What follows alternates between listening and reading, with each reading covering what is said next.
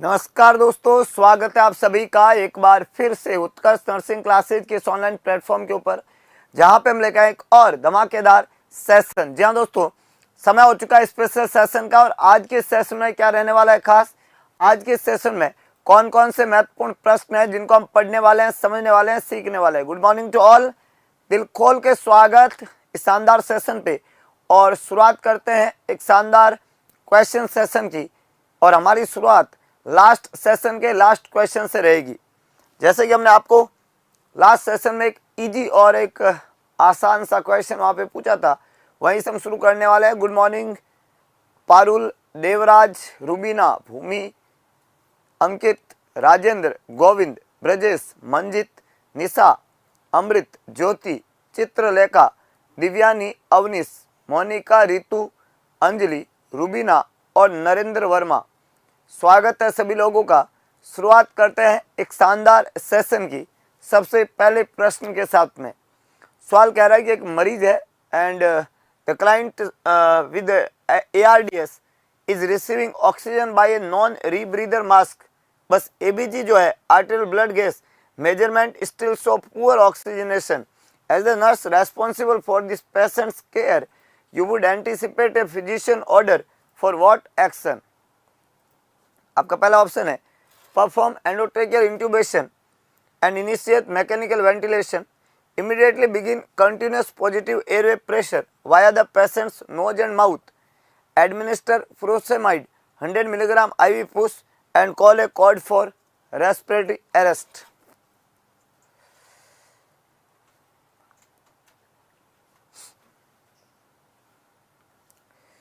नमस्कारम, नमस्ते, good morning, स्वागत सभी लोगों का।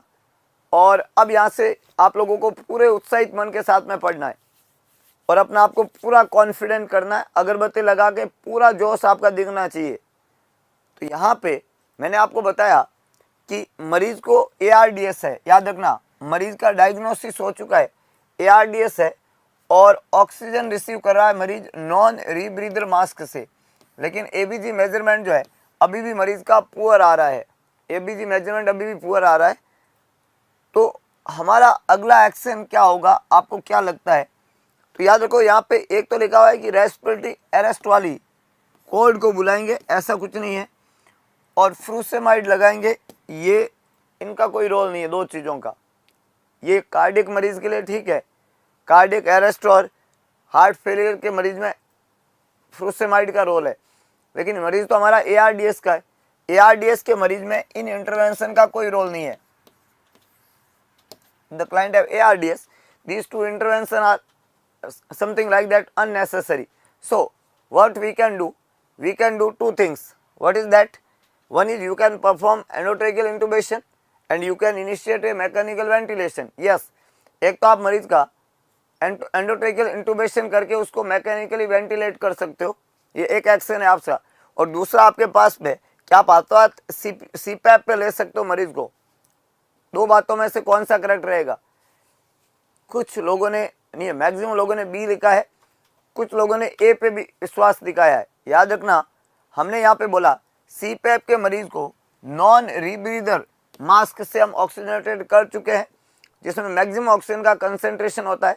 हालांकि ऑक्सीजन के हिसाब से एक अच्छा कंसेंट्रेशन जो होता है, कंसेंट्रेटर जो होता है वो CPAP भी एक पॉजिटिव प्रेशर के द्वारा ऑक्सीजनेटेड मरीज को करता है, लेकिन CPAP का ज़्यादा फायदा जो होता है एडल्ट एज में भी होता है, लेकिन यंग एज के बच्चों में ज़्यादा फायदा होता है।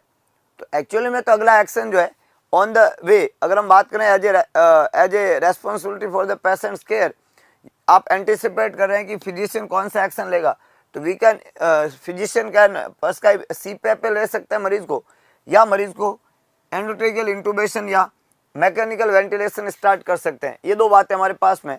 लेकिन यहाँ पे बात यह है कि CPAP पे हम मरीज को तब लेते हैं जब मरीज का आर्टेरियल ब्लड गैस जो है, याद रखना मरीज का आर्टेरियल ब्लड गैस जो है बहुत ज़्यादा अबनॉर्मल ना हो। मरीज का आर्टेरियल ब्लड गैस जो है वो मेजरमेंट बहुत ज़्यादा पुअर ऑक्सीजनेशन वाला नहीं हो, वो रेस्पॉन्ड कर रहा है CPAP से, सॉरी नॉन रीब्रीदर से, तब तो CPAP का फ़ायदा है। लेकिन जब वो रेस्पॉन्ड नहीं कर रहा है और नॉन रीब्रीदर देने के बावजूद भी मरीज जो है उसका आर्टेरियल ब्लड गैस बिल्कुल भी इम्प्रूव नहीं हो रहा है तो फिर सीपैप का कोई फायदा भी नहीं है यहाँ पे, है कि नहीं है। अगर वो अच्छा होता, इससे फायदा होता है, ये लिखा जाता है कि मरीज नॉन डिफिब्रिलेटर था, उसका कुछ उसको फायदा हुआ, बेनिफिट हुआ, तब तो हमारा सीपैप काम में लेने का और इनिशिएशन था, हम नॉन इन्वेजिव ही चलते। लेकिन अभी फायदा नहीं हो रहा है और एबीजी में ऑक्सीजन का सेचुरेशन अभी भी पुअर आ रहा है, तो हमारा पहला एक्शन या अगला एक्शन जो है वो इंटूबेशन ही है, क्योंकि जितना आप देरी करोगे उतना मरीज के लिए सेरेब्रल हाइपोक्सिया और मरीज के लिए खतरनाक हो जाएगा। तो हमें यहाँ पे स्टार्ट कर देना है, और वो क्या करना है, आपको एंडोट्रेकियल इंटूबेशन करके मैकेनिकल वेंटिलेशन स्टार्ट कर देना है। एक करेक्ट है, बी, सी और डी तीनों ही गलत स्टेटमेंट है। समझ में आया प्यारे दोस्तों? तो आंसर ए रहेगा, बी नहीं रहेगा। आपको अभी सीपैप नहीं देना है, आपको इंटूबेट ही करना है, क्योंकि मरीज का ऑक्सीजनेशन जो है अभी भी क्या है, पुअर है। चलो, ये तो था लास्ट सेशन का लास्ट क्वेश्चन। आज के सेशन का अगला क्वेश्चन, जो एक्चुअली में आज के सेशन का फर्स्ट क्वेश्चन है, क्या क्वेश्चन, क्या ऑप्शन और क्या जवाब। सवाल कह रहा है, the nurse in the newborn nursery is monitoring A preterm newborn infant for respiratory distress syndrome. Preterm baby है, बच्चा प्रीटर्म है, याद रखना इस बार बच्चा प्रीटर्म है, और आप किसके लिए मॉनिटर कर रहे हो, आरडीएस के लिए, respiratory distress syndrome. Preterm baby में आरडीएस के लिए आप मॉनिटर कर रहे हो। Which assessment sign, if noted in the newborn infant, would alert the nurse to possibility of this syndrome? अब एक प्रीटर्म बेबी में आर्टेरियल जो है, एक प्रीटर्म बेबी में आर्टेरियल जो हम यहाँ पे असेस कर रहे हैं आरडीएस के लिए जो है प्रीटर्म बेबी को, तो कौन सा फाइंडिंग ये बता रहा है कि बच्चे में जो है ये सिंड्रोम है, मतलब एक्यूट रेस्पिरेटरी सिंड्रोम है, इसका क्या फाइंडिंग रहेगा।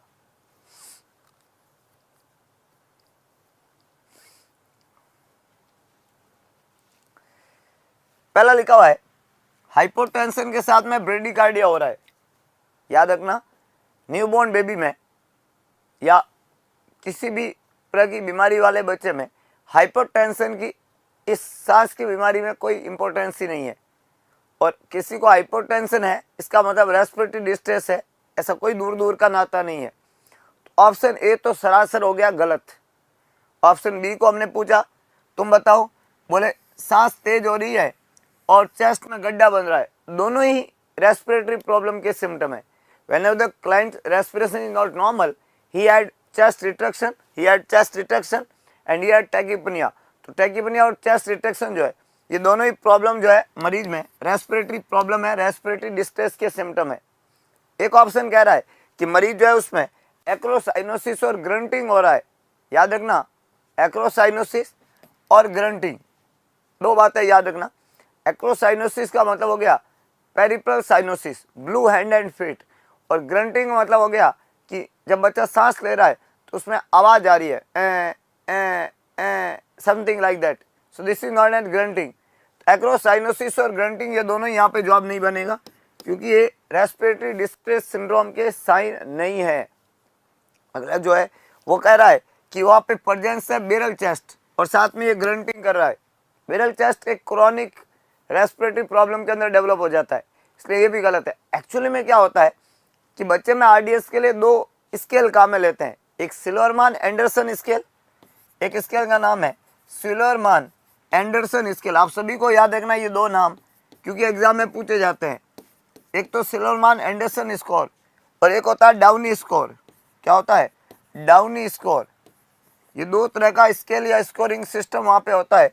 ये दोनों ही आरडीएस का पता लगाने के टेस्ट होते हैं।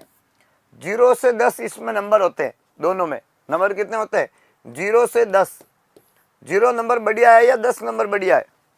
बढ़िया कौन सा नंबर है? 0 से 10 होता है, बढ़िया नंबर कौन सा है? 0 नंबर बढ़िया है या 10 नंबर बढ़िया है कि नहीं है? 0 से 10 दो नंबर है, तो बढ़िया कौन सा है? 0 नंबर बढ़िया या 10 नंबर बढ़िया? दो हमने बोल दिया। पहला कौन सा बोल दिया? सिल्वरमान एंडरसन स्कोर, और दूसरा क्या बोल दिया? Downy score. 0 से 10 नंबर है, बढ़िया कौन सा है? 0 बढ़िया है, 10 बढ़िया है। तो कई जनों को ऐसा लगता है, जब भी आप ऐसा कोई स्केल दे दो कि भाई 0 से 10 नंबर है, तो हमें नॉर्मली क्या लगेगा कि हमारे एग्जाम में क्लास टेस्ट में 10 में से 10 नंबर आते हैं, तो हमें अच्छा लगता था कि 10 में से 10 आए तो बढ़िया है, लेकिन एक्चुअली में ऐसा इस स्केल में नहीं है। यहाँ पे 10 आएंगे तो अगरबत्ती लग जाएगी, यहाँ पे 10 बढ़िया नहीं है, यहाँ पे 0 बढ़िया। तो कई बार जिंदगी में 0 भी बहुत बढ़िया होता है। तो लाइफ में जब सब कुछ खत्म हो जाए और आप 0 हो जाओ तब मुस्कुराइएगा, क्या? क्योंकि 0 मिला है आपको। वारे भगवान, जय हो, 0 दिया है आपको। हर एक के बस की बात नहीं है। और 0 का दर्द सहन करने की क्षमता अगर मुस्कुराते हुए आ गई, जिंदगी में सफलता वहीं से शुरू होती है। और सफल वही है, असफल तो वह, हारा वही जो लड़ा नहीं। अरे तुम तो लड़े हो पूरे दम के साथ में, दम के साथ में लड़े हो, तो हम फेलियर हो ही नहीं सकता। हम तो कुछ सीखेंगे या जीतेंगे, ध्यान रखना, है ना। ग्लास को कोमा स्केल में 0 होता भी नहीं है, ये फिर बता देता हूँ। कई बच्चे प्रीलिम में करके आए थे, तो यहाँ पे जीसीएस स्कोर में 0 होता ही नहीं है, वहाँ पे मिनिमम 3 होता है। अपकार स्कोर में 0 का मतलब काफ़ी गड़बड़ है। अपकार स्कोर में 0 होता है तो मिनिमम 3 मत कर देना, और वहाँ पे मैक्सिमम 10 होता है, और 10 अपकार स्कोर में सबसे बढ़िया है। लेकिन यहाँ पे 0 बहुत गड़बड़ है, 10 बहुत गड़बड़ है, 0 एकदम बढ़िया है। तो 0 होना चाहिए। नॉर्मली ऐसा बोलते हैं कि अगर स्कोर 6 से ज़्यादा हो गया तो ये प्रॉब्लम ही है, 10 हो गया तो बहुत ही बड़ी प्रॉब्लम है, 6 से ज़्यादा होते ही प्रॉब्लम है। मोर देन 6 आरडीएस पे होता है, मोर देन 6 पे ही हो जाता है, मोर देन 6 पे आरडीएस हो जाता है, दोनों स्केल। इसके अंदर जो कंपोनेंट होते हैं उसमें हम पढ़ते हैं chest retraction, intercostal retraction, nasal flaring, grunting, seesaw respiration, ये सब इसके कंपोनेंट होते हैं। ये सब अबनॉर्मल रेस्पिरेशन होते हैं, और ये कितना ज़्यादा चेंजेज आ रहा है उसके अनुसार हम वहाँ पे मरीज में नंबरिंग करते हैं।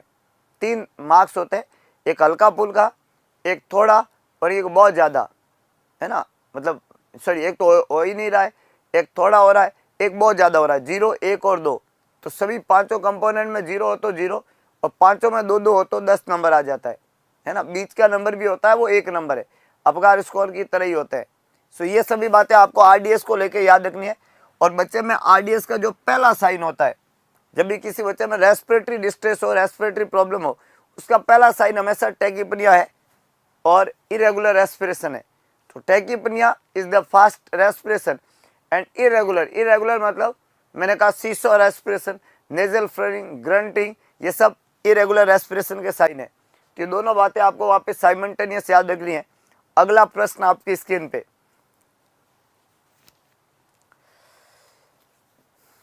एक और प्रश्न आपकी स्क्रीन पे लग चुका है, और सभी लोगों को पूरा प्रश्न पढ़ना है, फिर अपना जवाब देना है।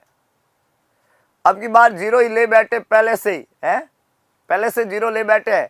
हाँ, तो कोई बात नहीं, आपको ध्यान देना है कि जब एग्जाम में सवाल आए तो पूछा किसका गया है, जिसका पूछा है जो स्केल है। ऐसा नहीं कि 0 खराब भी है, 0 अच्छा भी है, देखो है ना, 0 गड़बड़ भी है। किसी भी नंबर के पीछे 0 लगे तो नंबर की बहुत इंपॉर्टेंस बढ़ जाती है, और आगे 0 लगे तो कोई मतलब नहीं है, नंबर उतना का उतना रहता है। तो 0 आगे नहीं पीछे लगाओ, है कि नहीं है।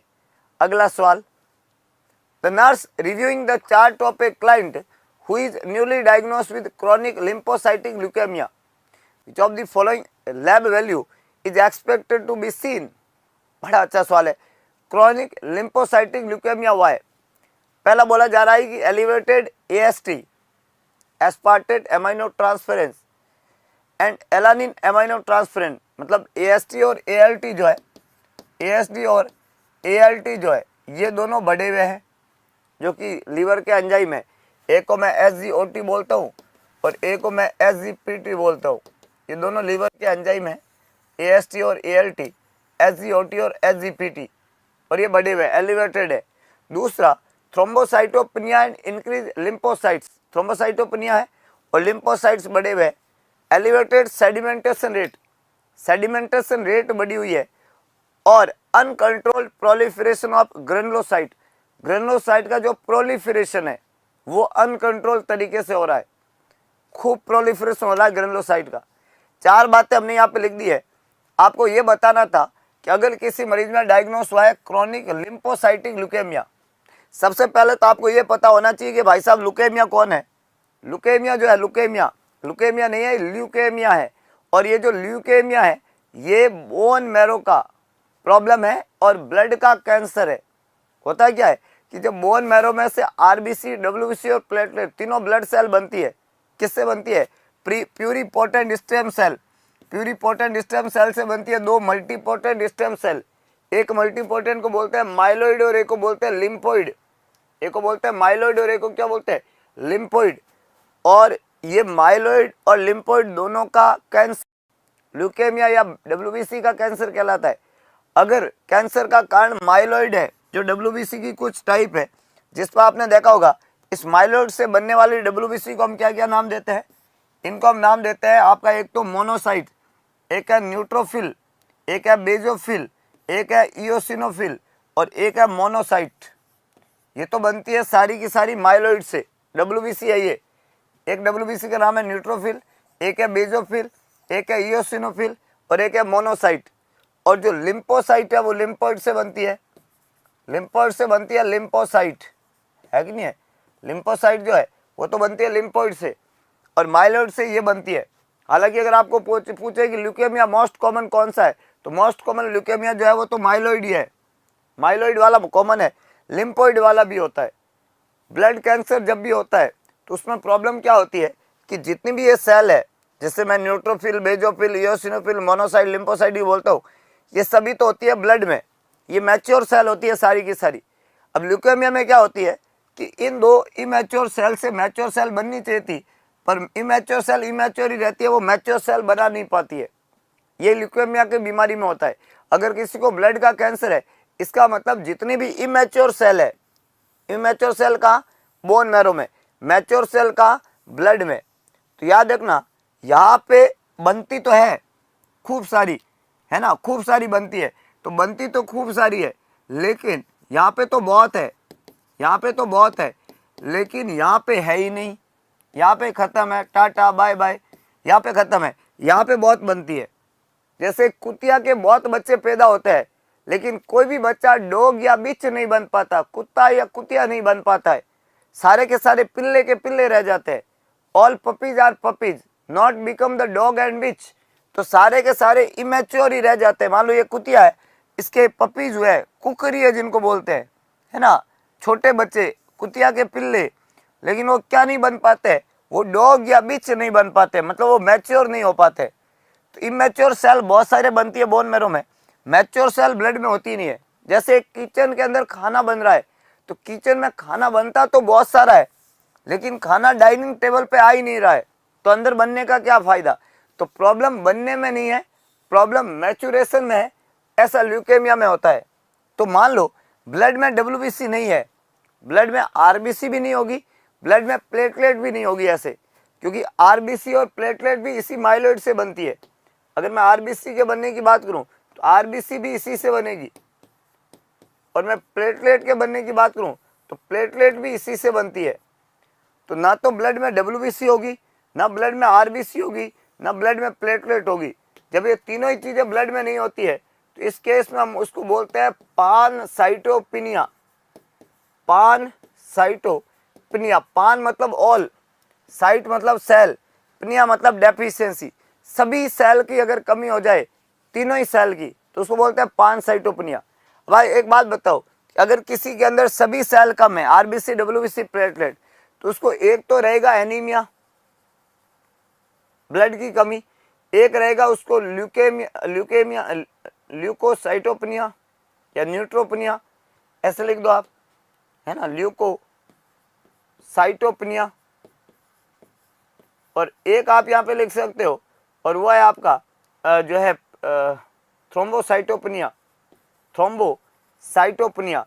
तो जब मरीज में पानसाइटोपिनिया होता है, वहाँ पे आरबीसी भी कम है, वहाँ पे डब्ल्यूबीसी भी कम है, वहाँ पे प्लेटलेट भी कम है, तो पहला लिखा हुआ है मरीज को एलिवेटेड हो जाएगा एएलटी और एएसटी। नहीं, मरीज में थ्रोम्बोसाइटोपिनिया होगा और लिम्फोसाइट के नंबर बढ़ जाएंगे, यस, इमेच्योर डब्ल्यूबीसी बढ़ जाएगी और प्लेटलेट के नंबर तो कम हो ही जाएंगे, ईएसआर बढ़ेगा, ऐसा नहीं है।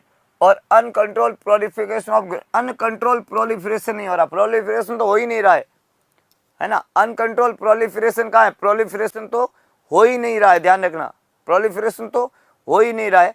तो यहाँ पे थ्रोम्बोसाइटोपिनिया होगा और इमेच्योर, याद रखना यहाँ पे ये जो बढ़ी हुई लिम्फोसाइट है वो कभी भी मैच्योर लिम्फोसाइट नहीं होगी।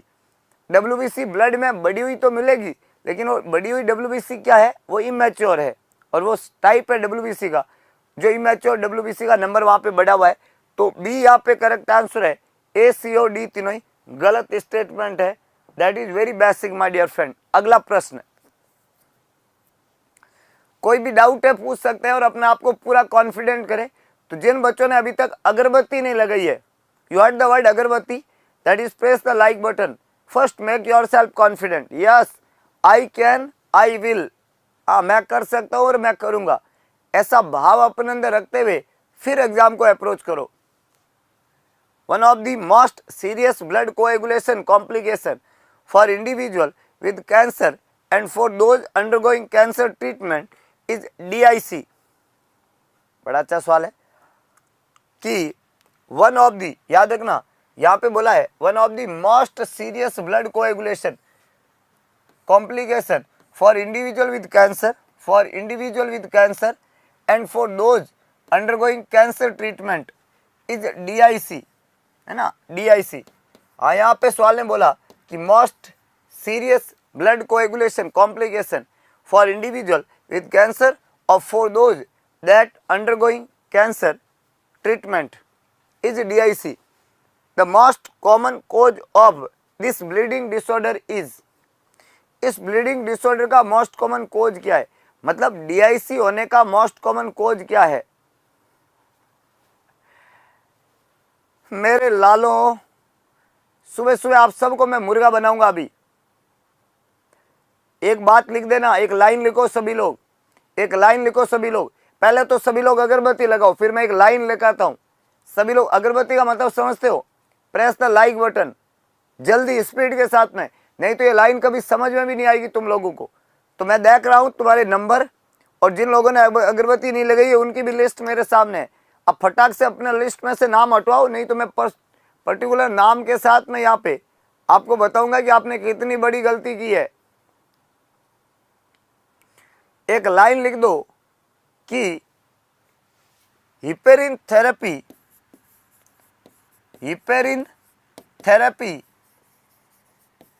Never cause DIC।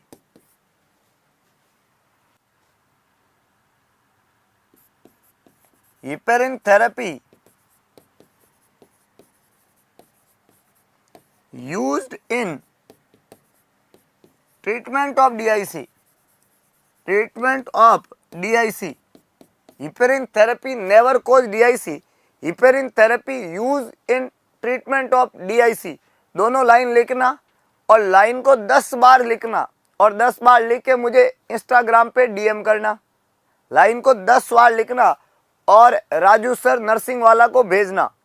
और मैं फिर बता रहा हूं, सभी लोगों को ऐसा करना है, 10 बार लिखोगे, क्योंकि ये गलती बहुत बड़ी गलती है।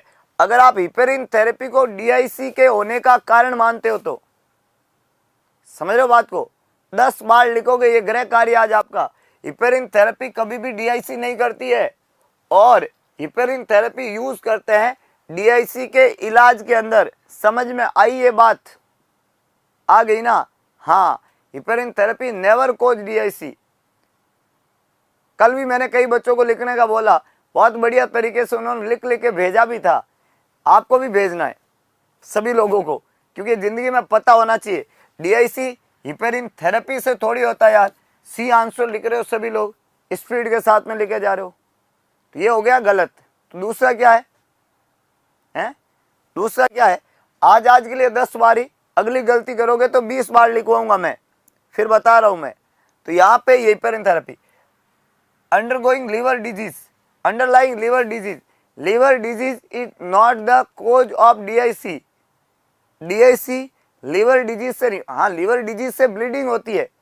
देखो मैं एक बात बताऊं, DIC जो होती है ना, वो एक स्पेसिफिक बीमारी है जिसमें क्या होता है कि 2 बातें साइमल्टेनियस होती है। ये आपका ब्लड वेसल है, और ब्लड वेसल में हम सबको पता ही, एक तो ब्लड होता है लिक्विड फॉर्म में होता है सर, इसके अलावा यहाँ पे क्लॉटिंग फैक्टर होते हैं और यहाँ पे प्लेटलेट होती है। ब्लड के अंदर क्या होता है, क्लॉटिंग फैक्टर होता है और प्लेटलेट होती है। अब होता है क्या है, बहुत सारे कारण हैं जिसमें मेनली जैसे आपका मिस्ड अबॉर्शन हो गया, किसी लेडी में मिस्ड अबॉर्शन हो गया, मिस्ड अबॉर्शन एक कारण है, मिस्ड अबॉर्शन एक कारण है कि नहीं? किसी के अंदर ये सेप्सिस हो गया, सेप्सिस है ना, कोई ट्रॉमा हो गया, कोई सर्जरी हो गया, ऐसे बहुत सारे कारण हैं। इन सभी कारणों की वजह से, इन सभी कारणों की वजह से मरीज का जो ये कोएगुलेशन सिस्टम है, ये ब्लड वेसल के अंदर ब्लड है, इसका जो ये क्लॉटिंग फैक्टर ये है, ये कोएगुलेशन सिस्टम इन सभी कारणों से हाइपर एक्टिव होता है। तो मरीज में हाइपर कोएगुलेशन हो जाता है, हाइपर कोएगुलेशन हो जाता है, और जितने भी आपके ये प्लेटलेट और क्लॉटिंग फैक्टर है ये एक्टिवेट होके क्या बना देते हैं, सारे के सारे थ्रोम्बस बना देते हैं। क्या बना देते हैं? थ्रोम्बस बना देते हैं।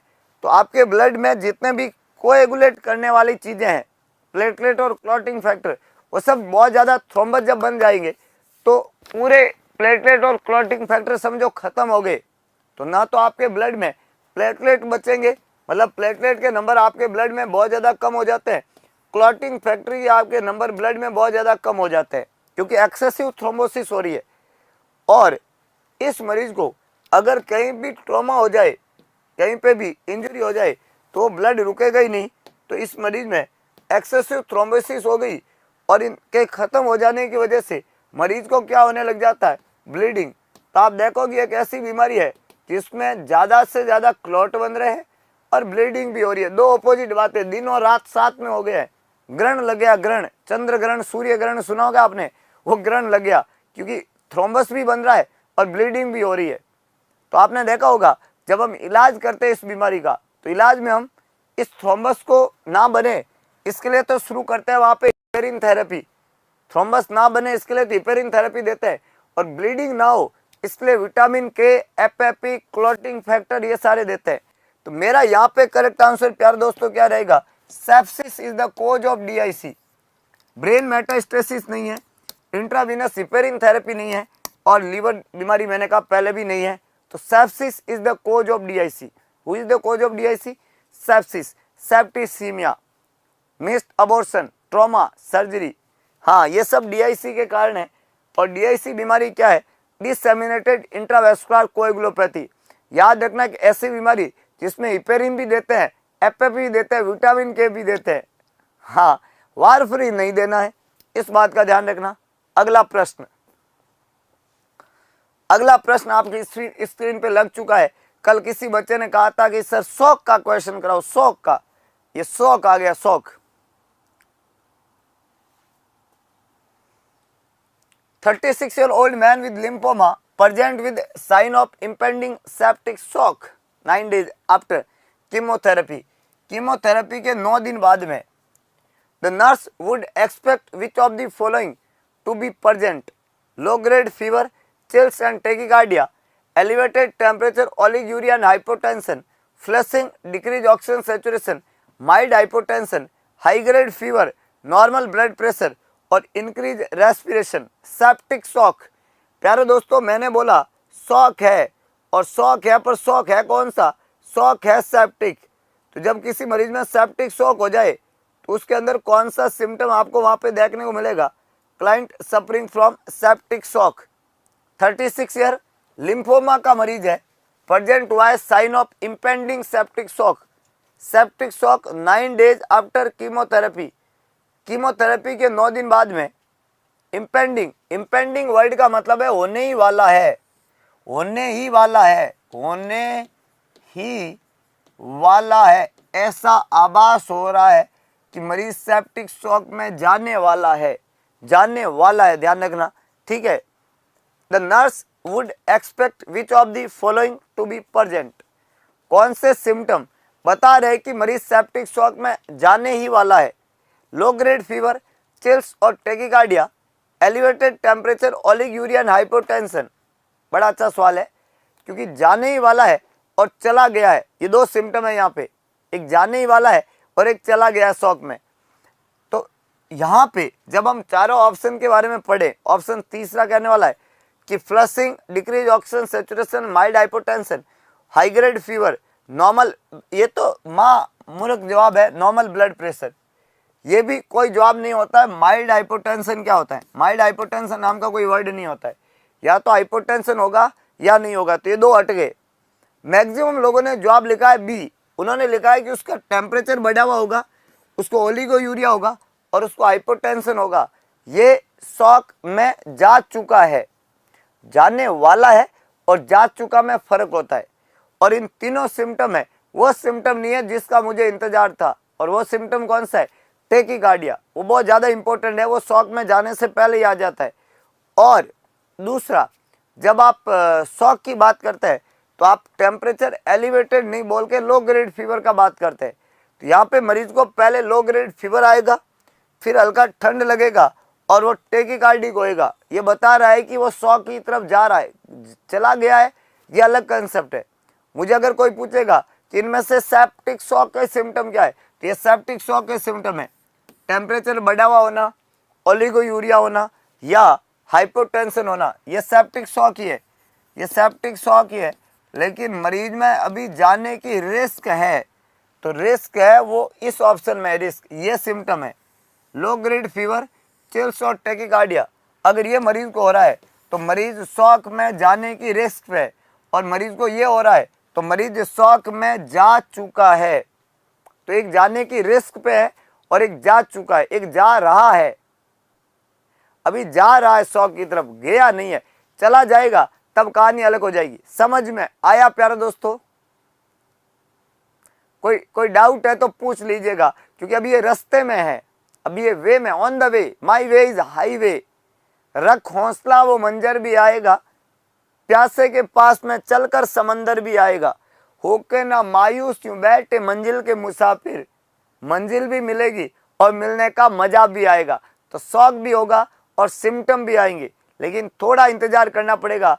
पहले ये सिम्टम आएंगे, फिर ये सिम्टम आएंगे, ऐसा एक एक करके सिम्टम वहाँ पे होते हैं। तो impending of shock, septic shock, infection वाला शॉक, एक हाइपोवोलेमिक शॉक होता है जिसमें जितना कैपेसिटी है उतना वॉल्यूम नहीं होता सर्कुलेटरी सिस्टम में। एक शॉक आपका कार्डियोजेनिक शॉक होता है जिसमें हार्ट अच्छे से ब्लड को पंप आउट नहीं कर पाता है। और एक शॉक जो है वो आपका डिस्ट्रीब्यूटिव शॉक होता है, जिसमें एक एनाफाइलेटिक शॉक है जो मधुमक्खी के काटने जैसा बात होता है। दूसरा आपका जो है न्यूरोजेनिक है, नर्वस सिस्टम का प्रॉब्लम। और ये सेप्टिक शॉक है जिसको हमने अभी पढ़ा, इन्फेक्शन से होता है। अगला सवाल है, ब्लड विजन और हेलोज आर साइन ऑफ।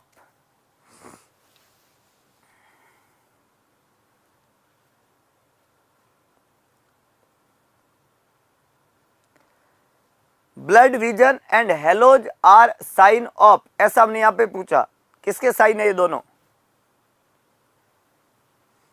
पहला, subtherapeutic digoxin level, digoxin toxicity, nothing related to the digoxin, corneal side effect of digoxin. याद रखना, मैंने यहाँ पे क्या बोला?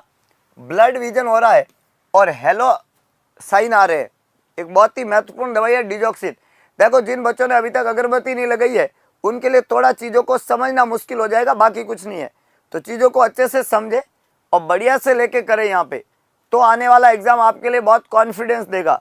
तो मैंने यहाँ पे डिजॉक्सिन की बात की, और जब मैं डिजॉक्सिन की बात करता हूँ, याद रखना प्यारे दोस्तों, जब मैं डिजॉक्सिन की बात करता हूँ तो डिजॉक्सिन क्या दवाई है?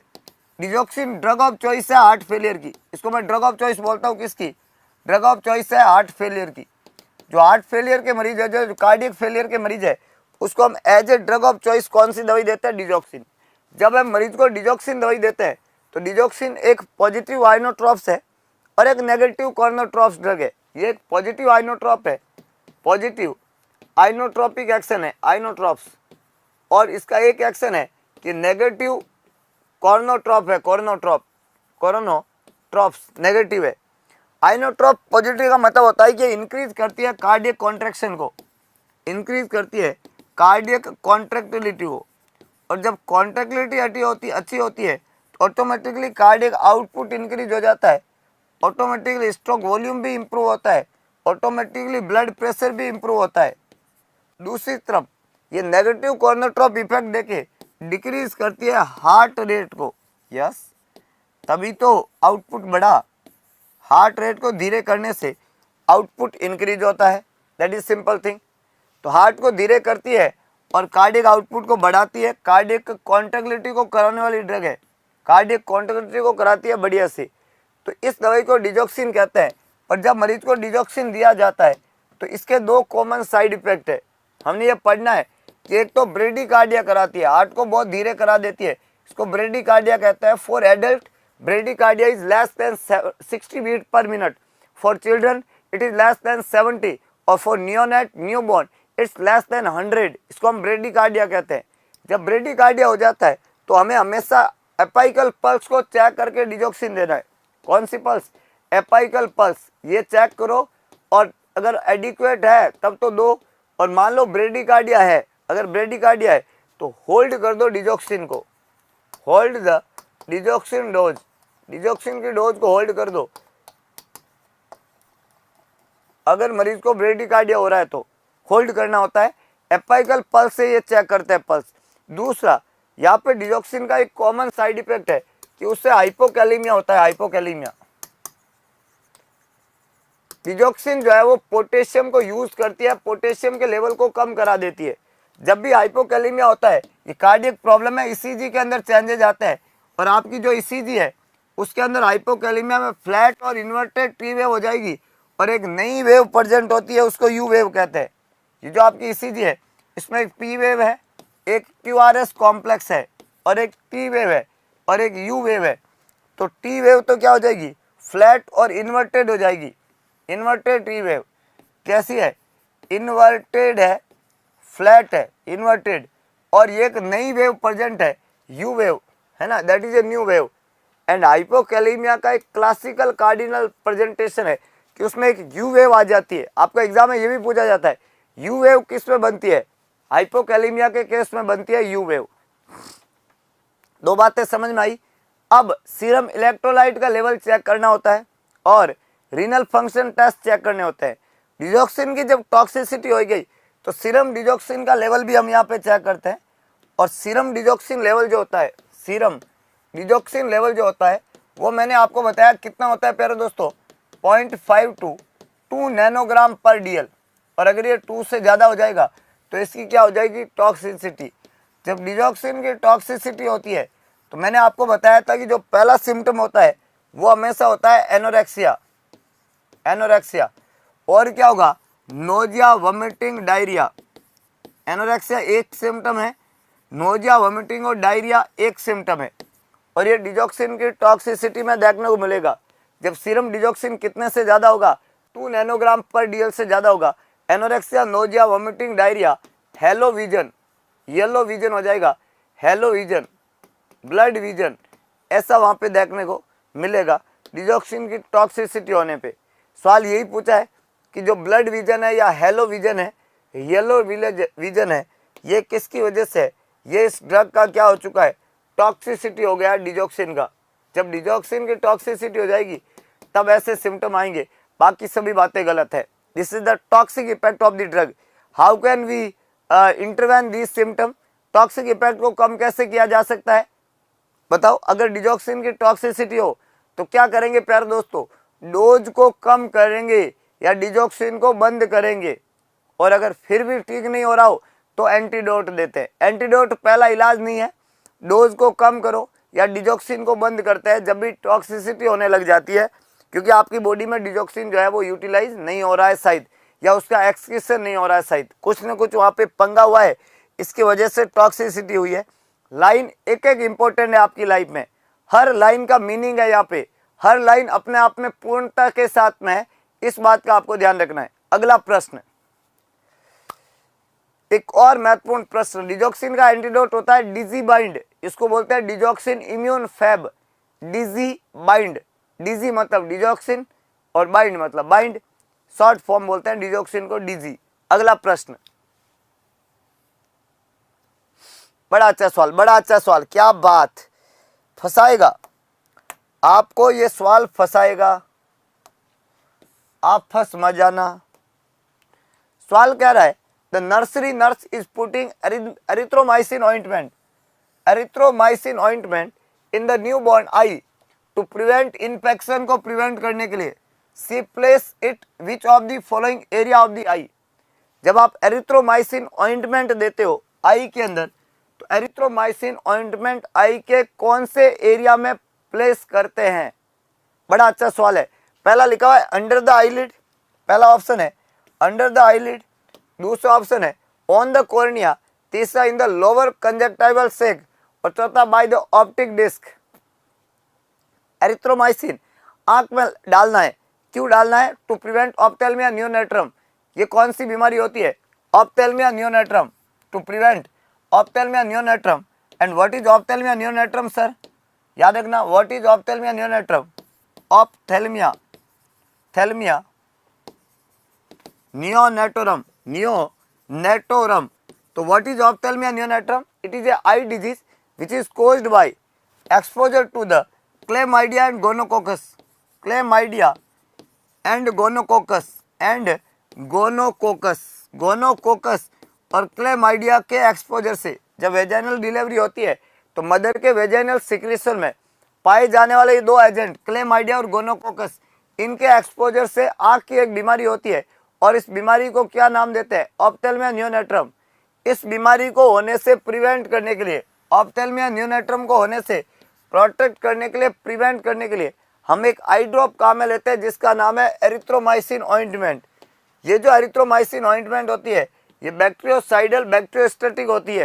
ये कैसी होती है? बैक्टीरियोसाइडल होती है, बैक्टीरियोसाइडल होती है। ये बैक्टीरियोस्टैटिक होती है, बैक्टीरियोस्टैटिक होती है। तो बैक्टीरियोसाइडल है, ये बैक्टीरियोस्टैटिक है। और ये हमेशा डालनी होती है लोअर कंजक्टिवल सेक के ऊपर। कहाँ डालनी होती है? लोअर कंजक्टिवल सेक के ऊपर, ताकि वहां से वो एब्जॉर्ब हो और मैक्सिमम यूज आए। लोअर कंजक्टिवल सेक के लिए आई को थोड़ा नीचे करना होता है, तो ये जो आई का रेड वाला पार्ट है इसको कंजक्टिवल सेक कहते हैं। आई ड्रॉप हमेशा यहीं पे डालना होता है। आई ड्रॉप को कभी भी कॉर्निया पे, आईलिड के ऊपर या ऑप्टिक डिस्क पे नहीं डालते हैं। डालने का तरीका है, वहां डालने के बाद में आंख को धीरे से बंद करना होता है, ऐसे जोर से भींचना नहीं है, दवाई बाहर आ जाती है। जब आप दवाई डालते हो और दवाई मान लो 2 बूंद डालनी है तो एक बार में एक ही बूंद डाले, एक ड्रॉप, फिर उसको आंख को बंद कर दे 2 मिनट के लिए, 2 मिनट बाद में एक बूंद और डाल देवे। ये तरीका होता है सही। अब 2 बूंद डालनी है तो 2 एक साथ डालोगे तो आंख में जगह थोड़ी है, वो तो बाहर ढुल जाएगी। तो जैसे ही आप डाल के ऐसे करोगे वो यहाँ से बाहर आ जाएगी। फिर डालने का फायदा क्या हुआ? एक बार में एक ही बूंद डाले, 2 मिनट रुक के एक और बूंद डाल दे। अगर 2 तरह की आई ड्रॉप है तो क्या करें सर? तो पहले एक आई ड्रॉप डालें, वो डालने के बाद में 5 मिनट इंतजार करें और फिर दूसरा आई ड्रॉप डालें। तो सेम आई ड्रॉप के 2 बूंदों को डालने में 2 मिनट का गैप होना चाहिए और 2 अलग अलग आई ड्रॉप के को डालने के लिए 5 मिनट का गैप होना चाहिए दोनों के बीच में। ऐसा आपको याद रखना है। लोअर कंजक्टिवल सेक पे इसको डालते हैं। आई ड्रॉप या आई ऑइंटमेंट के बारे में मैंने बात किया, याद रखना। आई ड्रॉप और आई ऑइंटमेंट दोनों डालनी हो तो पहले आई ड्रॉप डालते हैं, फिर आई ऑइंटमेंट डालते हैं। डालने के बाद में आँख का मसाज वसाज नहीं करना है। डालने से पहले प्लेन नॉर्मल सलाइन पानी के साथ में आँख को क्लीन किया जा सकता है और उसके बाद में आई ड्रॉप डालना है। यह आपको ध्यान रखना है।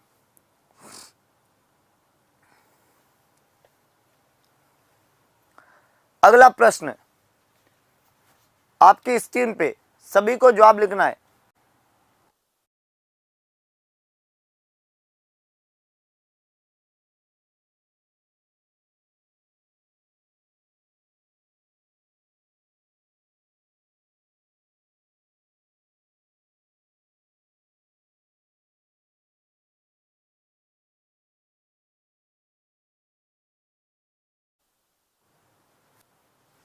पहले आई ड्रॉप फिर आई ऑइंटमेंट, पहले आई ड्रॉप फिर आई ointment. So now the question is asking, Amirinon is used in the short treatment therapy for the congestive heart failure act by which of the following mechanism? ये जो एमरिनोन है ड्रग, जिसको हम इनोकोर के नाम से जानते हैं, ये CHF के मरीज को देते हैं। ये काम कैसे करती है?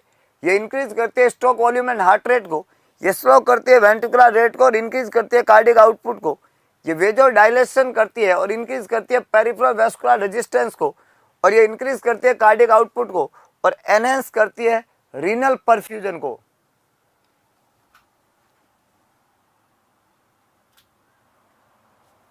What is the action of this drug?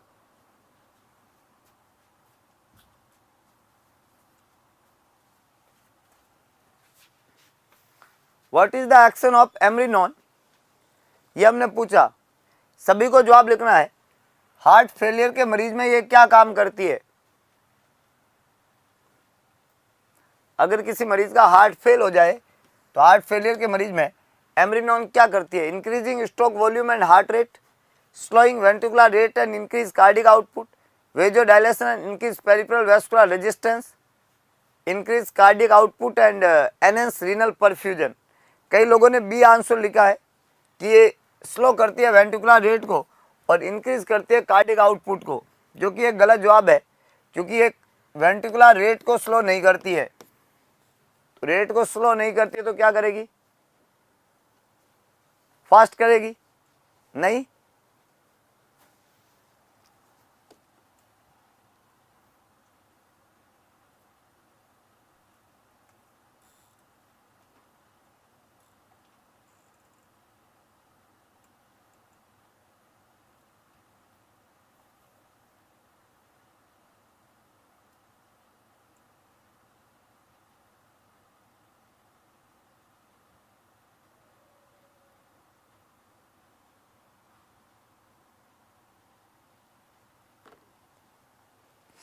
है ना?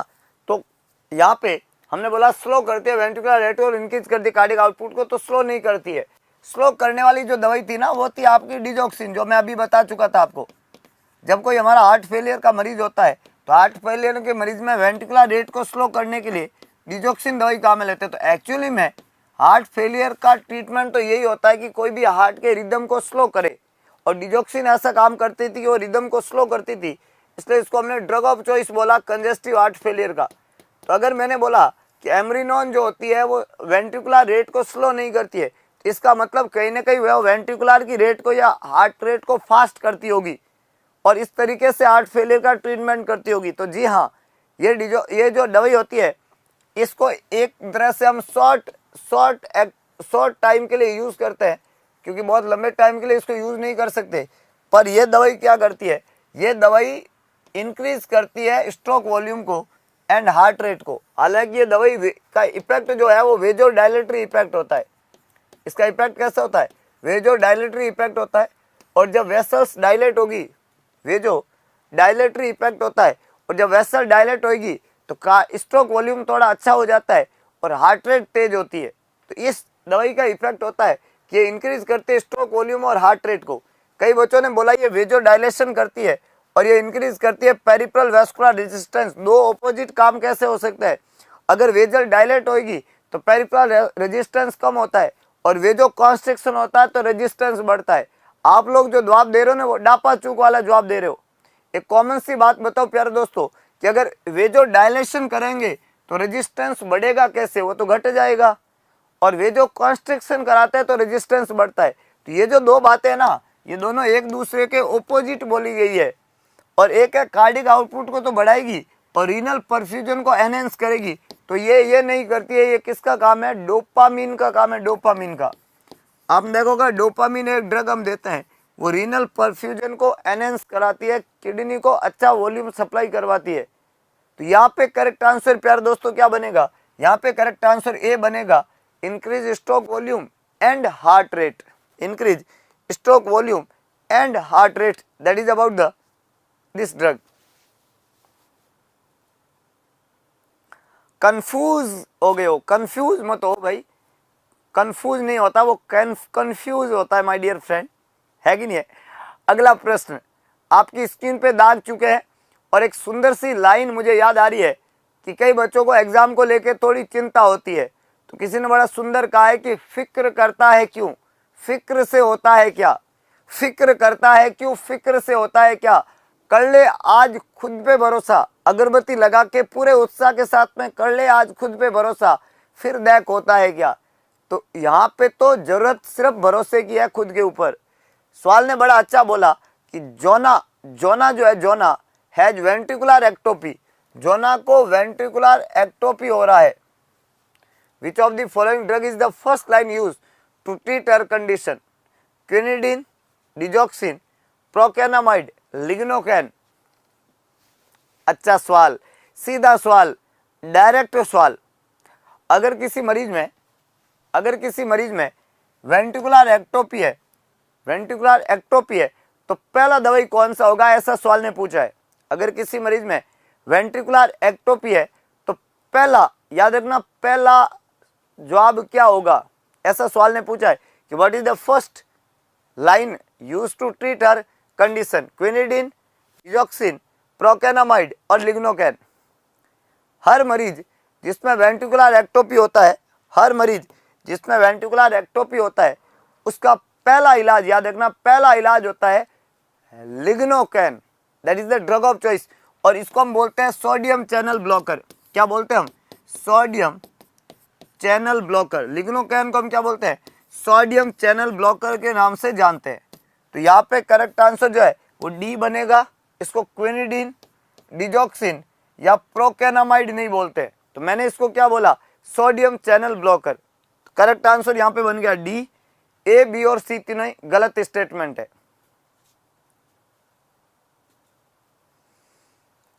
बहुत बढ़िया। Sodium channel blocker lignocaine ventricular ectopy में as a drug of choice हम काम में लेते हैं sodium channel blocker, and that is your lignocaine. अगला प्रश्न, एक और महत्वपूर्ण प्रश्न आपकी स्क्रीन पे कि एक न्यूली एडमिटेड क्लाइंट है जिसको हम सस्पेक्ट कर रहे हैं एवियन इन्फ्लुएंजा, जिसको हम बर्ड फ्लू कहते हैं। मरीज को हम क्या सस्पेक्ट कर रहे हैं? Bird flu. जैसे एक स्वाइन फ्लू होता है वैसे ये बर्ड फ्लू है, इसको एवियन इन्फ्लुएंजा कहते हैं। इंक्रीज डिस्निया एंड डिहाइड्रेशन हो रहा है मरीज को डिस्निया हो रहा है, मरीज को डिहाइड्रेशन हो रहा है। Which of the prescribe action will the nurse implement first?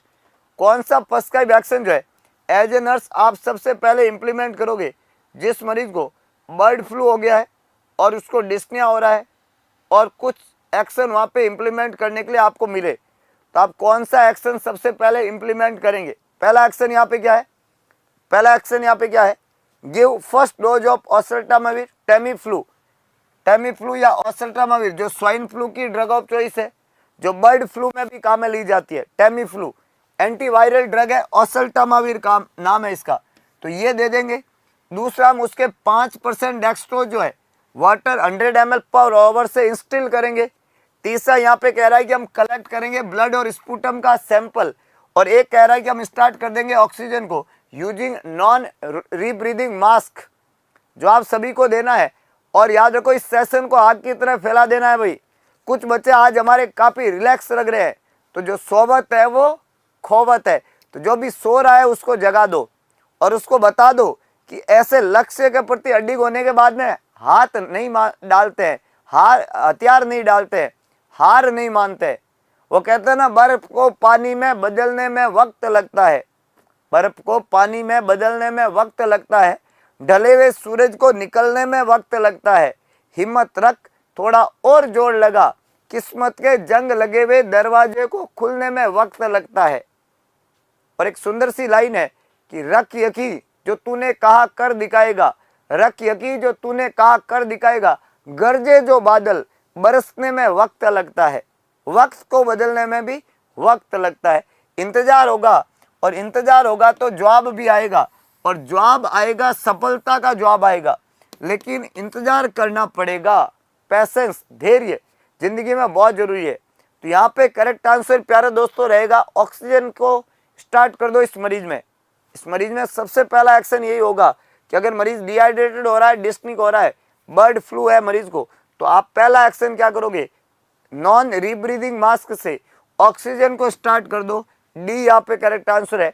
A, B और सी तीनों ही गलत स्टेटमेंट है। You have to start oxygen, you have to start oxygen my dear friend. D is the correct one. A, B और C तीनों ही गलत statement है। अगला प्रश्न, अगला प्रश्न आपकी स्क्रीन पे दाग चुका हूं, सभी को पढ़ना है, हाँ, और अपना जवाब लिखना है। क्या बात, बहुत इजी और बहुत मजेदार क्वेश्चन कि एक client going through intense chemotherapy treatment is admitted to the unit, which of these would the nurse instruct the nursing assistant to report to prevent an acid base imbalance? We want to prevent the acid base imbalance। तो यहाँ पे सवाल ने बोला कि आप जब intense chemotherapy जो है उसका ट्रीटमेंट कर रहे हैं, मरीज एडमिट हुआ है, तो कौन सा एज ए नर्स आप कौन सा चीज इंस्ट्रक्ट करोगे नर्सिंग असिस्टेंट को? रिपोर्ट करें अगर मरीज में एसिड बेस इम्बैलेंस हो जाएगा। नहीं तो पहला है hair loss during the morning bath. जब सुबह सुबह मरीज ना आएगा तो अगर उसका हेयर लॉस हो रहा है तो हमें तुरंत रिपोर्ट करना, नहीं तो मरीज एसिड बेस इम्बैलेंस में चला जाएगा। भाई साहब क्या दिमाग लगा रहे हो? Complain of pen associated with exertion. Exertion होने पे मरीज को अगर दर्द हो रहा है, इसका मतलब मरीज एसिड बेस इम्बैलेंस में चला जाएगा। ऐसा लिखा हुआ है? नहीं। Failure to eat all of the food on the breakfast tray. जितना भी खाना ब्रेकफास्ट ट्रे में था उतना खा पाने में ये फेल हो गया। फेल हो गया मतलब खा नहीं रहा है। और लास्ट है prolong episode of nausea and vomiting. जी हाँ माय डियर फ्रेंड, अगर कोई मरीज कीमोथेरेपी ले रहा है तो कीमोथेरेपी का मोस्ट कॉमन साइड इफेक्ट क्या है कि उससे नोजिया, वॉमिटिंग और बहुत ज़्यादा ये रहता है मरीज को, जीआईटी का प्रॉब्लम। तो अगर मरीज को लंबे समय तक नोजिया, वॉमिटिंग होता है तो उसमें एसिड बेस इम्बैलेंस हो जाएगा। Nausea, excessive nausea, vomiting will lead to dehydration and it will lead to acid base imbalance. तो अगर मरीज में एक्सेसिव अमाउंट में प्रोलॉन्ग पीरियड के लिए बहुत ज़्यादा एपिसोडिक नोजिया और वॉमिटिंग वहाँ पे हो रहा है तो that indicate yes the client have acid base imbalance and yes the client have जो है problem, that is the cause of acid base imbalance. तो क्या तरीका है इस कीमो ड्रग से नोजिया, वॉमिटिंग ना हो इसके लिए? तो आपने देखा होगा हम आईवी इंट्रावीनस ऑन्डेनसेट्रोन देते हैं। ऑन्डेनसेट्रोन हम आपको बताया भी था कि आईवी ऑन्डेनसेट्रोन 30 मिनट पहले, कीमोथेरेपी देने के 30 मिनट पहले ही हम आईवी ऑन्डेनसेट्रोन स्टार्ट कर देते हैं, इनिशिएट कर देते हैं 30 minutes prior to the chemo drug. Chemotherapy देने के 30 मिनट पहले से ही हम ये स्टार्ट कर देते हैं। तो यहाँ पे करेक्ट आंसर डी बनेगा। ए, बी और सी तीनों ही गलत स्टेटमेंट है। अगला प्रश्न, अगला प्रश्न आपकी स्क्रीन पे लग गया प्यारे दोस्तों। सवाल को अच्छे से पढ़िएगा और फिर अपना जवाब लिखिएगा। कुछ बच्चे थोड़ा रुक के पड़ोसी के भरोसे बैठ जाते हैं कि वो फलाना लिखेगा तब मैं लिखूंगा। अरे फलाना अपना लिखेगा, तुम अपना लिखो भाई, किसी के भरोसे नहीं बैठना। क्योंकि एक फेमस लाइन है, हाँ एक फेमस लाइन है कि भरोसे की जो भैंस होती है ना वो हमेशा पाडा लेकर आती है कि नहीं? कहने का मतलब है कि भरोसे के सारे जो है आप जैसा एक्सपेक्ट करते हो वैसा नहीं होता है। और भगवान और भरोसे के भरोसे मत बैठो। क्या पता भगवान तुम्हारे भरोसे बैठे हो कि ये कुछ करेगा तब मैं इसको सफल करूंगा, और तुम भगवान के भरोसे बैठे हो कि मैं कुछ, भगवान कर देंगे कुछ न कुछ मेरा। तो भगवान क्या कर देंगे? भगवान ने तुम्हें पैदा कर दिया, ये कम है क्या? अब तुम्हें भी तो कुछ करना चाहिए ना। ऐसा तो बी बिलीवर, बी अचीवर, अपने आप पे विश्वास करो और पूरे उत्साह से लगे रहो। तो यहाँ पे सवाल ने बोला कि एक मरीज एडमिट हुआ है, डायग्नोसिस है उसमें फ्लूइड वॉल्यूम डेफिसिट का, एंड वो किससे संबंधित है? एक्सेसिव फ्लूइड लॉस से। फ्लूइड वॉल्यूम की कमी है, फ्लूइड लॉस के ज़्यादा होने से कौन सा action related to the fluid management should be charge to a nursing assistant? अच्छा सवाल है, अच्छा सवाल है कि मरीज में कौन सा एक्शन फ्लूइड मैनेजमेंट का जो चार्ज करेंगे नर्सिंग असिस्टेंट?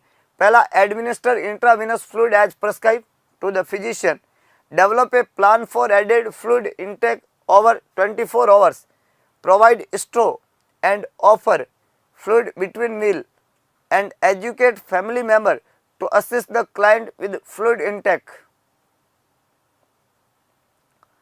मरीज में फ्लूइड वॉल्यूम का कमी है और उसका कारण है एक्सेसिव फ्लूइड का लॉस।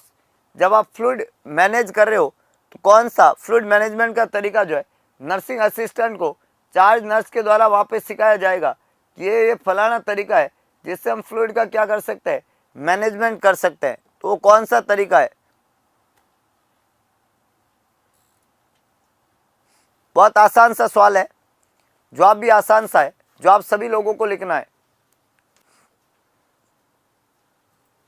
पहला है administer intravenous fluid as prescribe. याद रखो आईवी फ्लूइड, जब मरीज में कोई इंडिकेशन नहीं है कि मरीज कोई बेहोश है, फ्लूइड वॉल्यूम की कमी जरूर है लेकिन एक्सेसिव फ्लूइड लॉस हुआ है तो फ्लूइड इंटेक भी हो सकता है।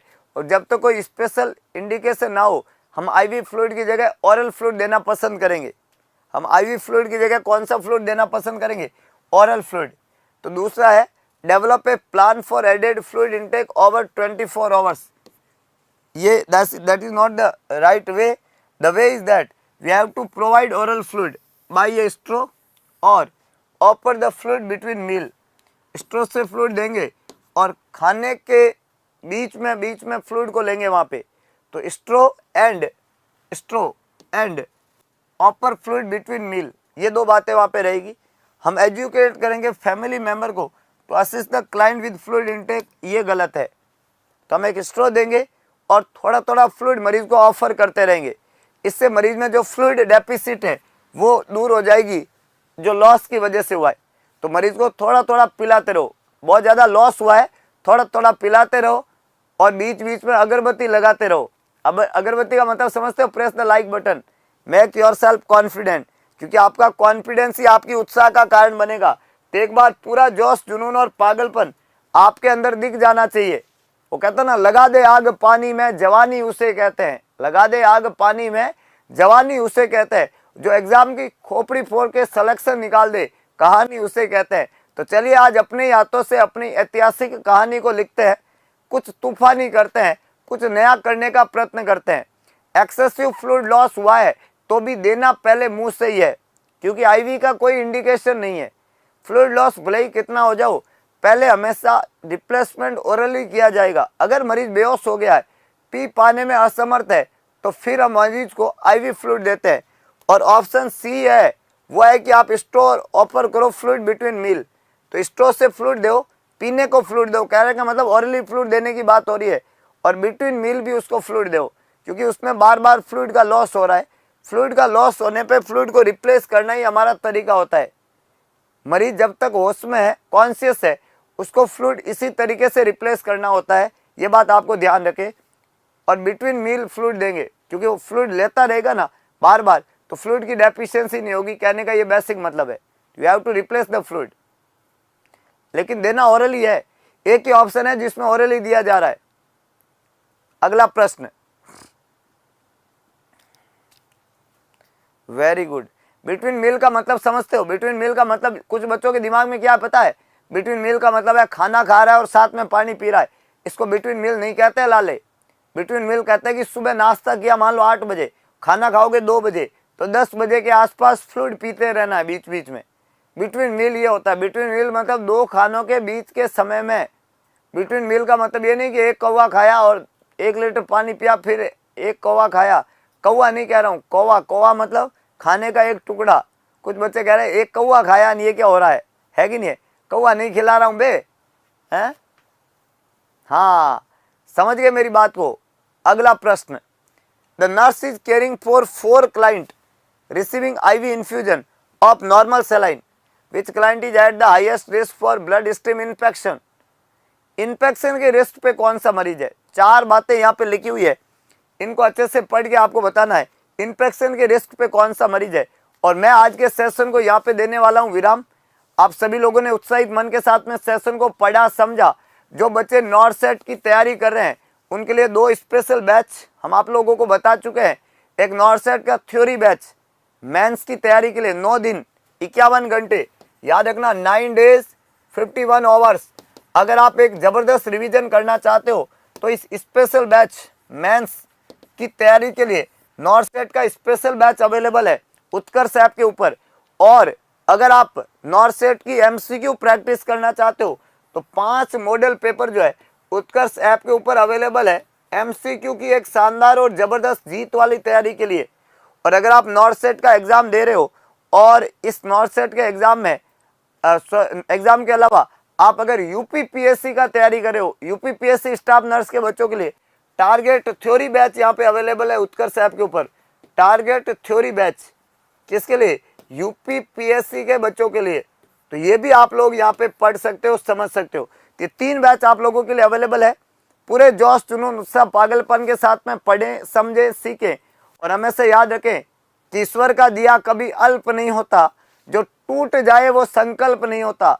हार को लक्ष्य से दूर ही रखना मेरे दोस्त, क्योंकि जीत का कोई विकल्प नहीं होता। और सौगंध महादेव की, हम पैदा हुए जीतने के लिए। संकल्प सिर्फ एक है, जब तक तोड़ेंगे नहीं तब तक छोड़ेंगे नहीं। तो मिलते हैं दोबारा कल सुबह ठीक 6 बजे। इंतजार रहेगा, दिल खोल के जुड़िएगा। तब तक के लिए जय हिंद, जय भारत, जय महाकाल।